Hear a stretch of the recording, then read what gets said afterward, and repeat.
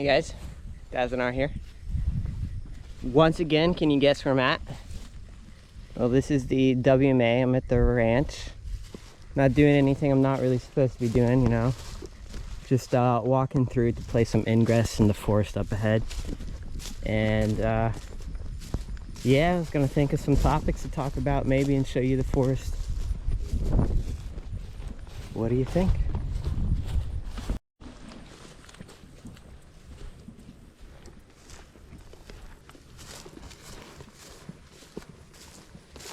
It's incredible how much of the past we're willing to let go and forget. And who knows why. It's happening all over.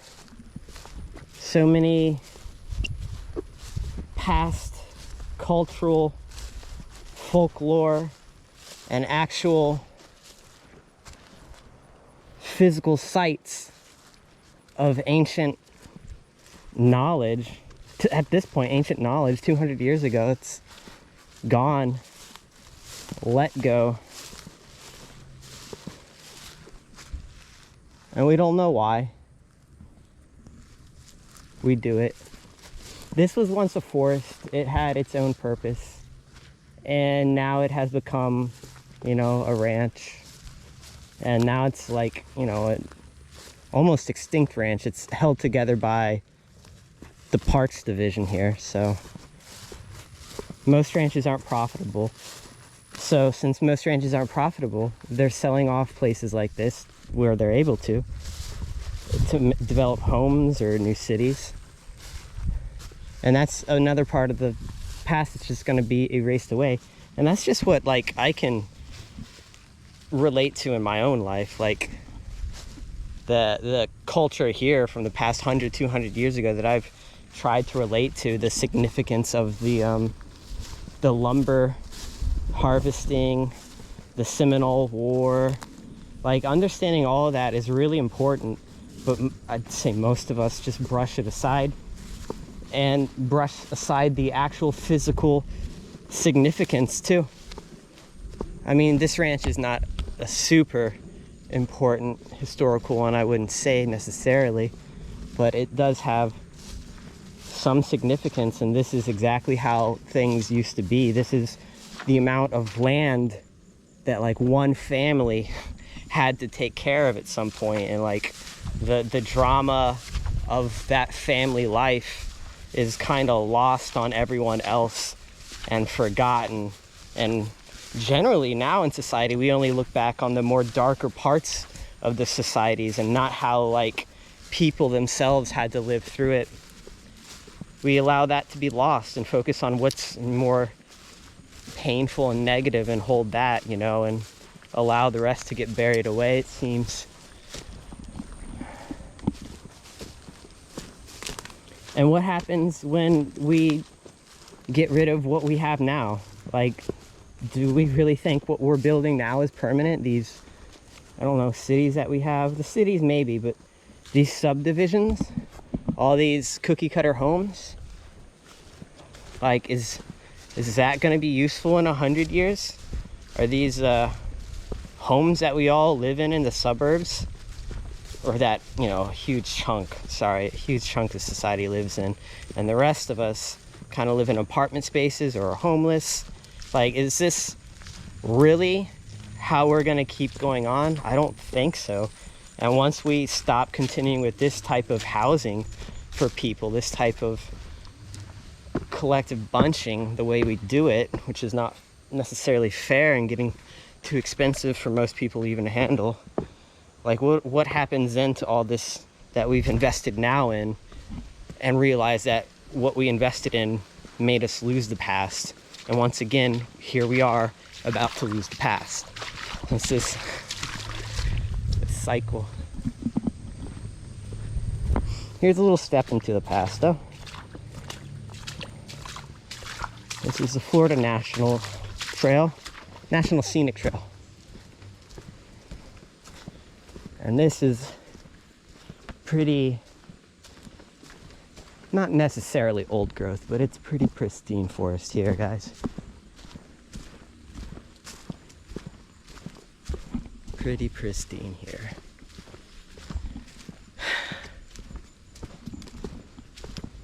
Temperature drops by a whole bunch. It's not even that sunny today and temperature still drops by like 5-10 degrees in here. It's great. You can find all kinds of mushrooms since it's been wet. All kinds. I just find edibles on the trail, pop them and eat them. Like, you know, not magic things, you know, just actual edible mushrooms that I can identify, like honey mushrooms. They come in like a cluster. They're pretty delicious. You can just eat them. They don't really taste too funky to me. I generally don't like the taste of mushrooms. I prefer the taste of plant.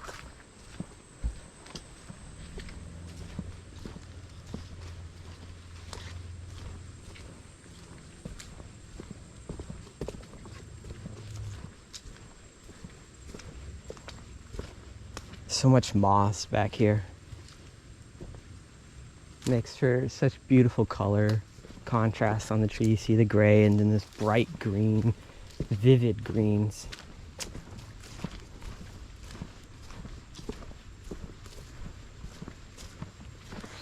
It makes me wonder how much moss there used to be in Florida. Because during World War I, I believe, we had an epidemic of needing bandages for the war effort because most of the cotton was being used to make explosives. So we didn't have bandage. So all over America, Canada, Europe, England, where they could, they would gather mosses to bandage wounds and make bandages out of. And mosses have these natural antimicrobial effects that had actually kept the wounds relatively clean.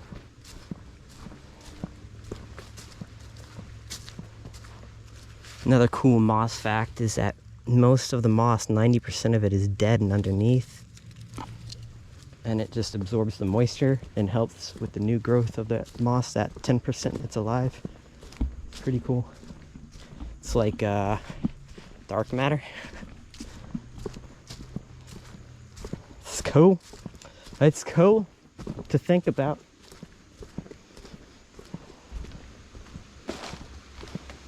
I wish I could load this up in 4K to you guys, but it's gonna be too long. It's so beautiful.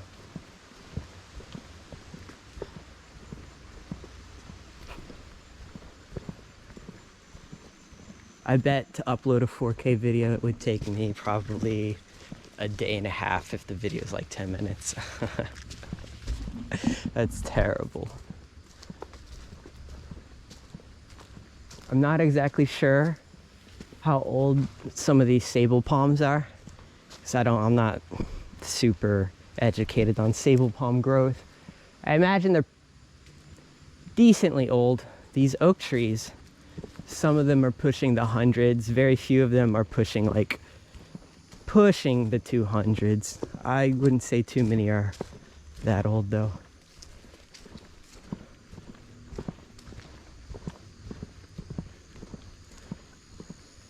Like, I'm never exactly sure how old oak trees are. It's Quercus virginiana, which is live oak. But my rough estimation would say this is probably between 150 and like 200 years old. Again, I'm no expert. I've just seen a lot of live oaks. And I've seen a lot of very old ones that are like 250 and 300, and they're just massive. They're like that plus another one and plus this other thing that's broken off sometimes and like covers everything. But it could just be that they're competing for resources like light, and so they haven't gotten too extremely enormous. I don't know, guys. I'm not expert. I'm an amateur ecologist.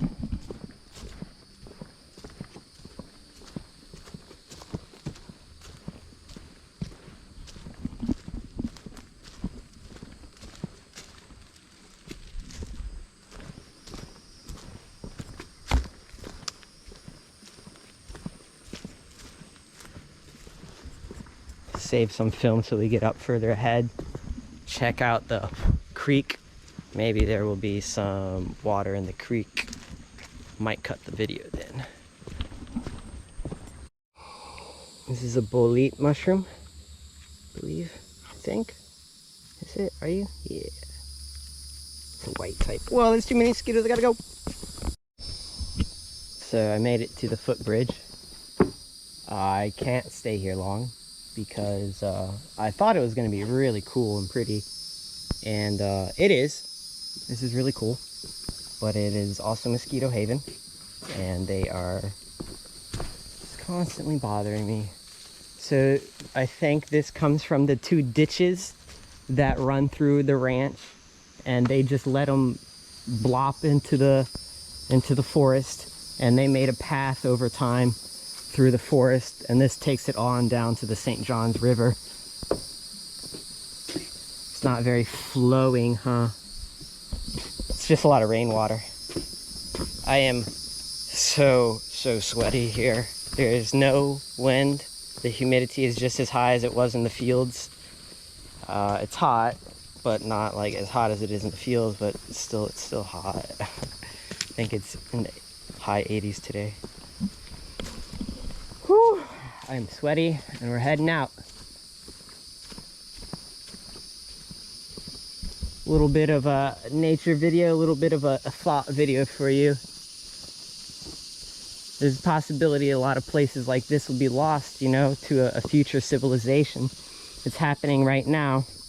Right now, a lot of places are trying to focus on gobbling up rural areas. But there are still places that are trying to tear down woodlands and wetlands and the few places that we have left. And habitat fragmentation will continue and continue to deteriorate ecological systems everywhere. So I don't know guys. I don't know why we're willing to lose it all, but I'm out here enjoying it while I can. I hope you guys do. Take care. I love you. Thanks for watching. I'm sorry I left it on such a bit of a downer right there, but try and stay positive. I try and stay positive. That's why I'm out here doing this, you know. I'm out here enjoying the green, right?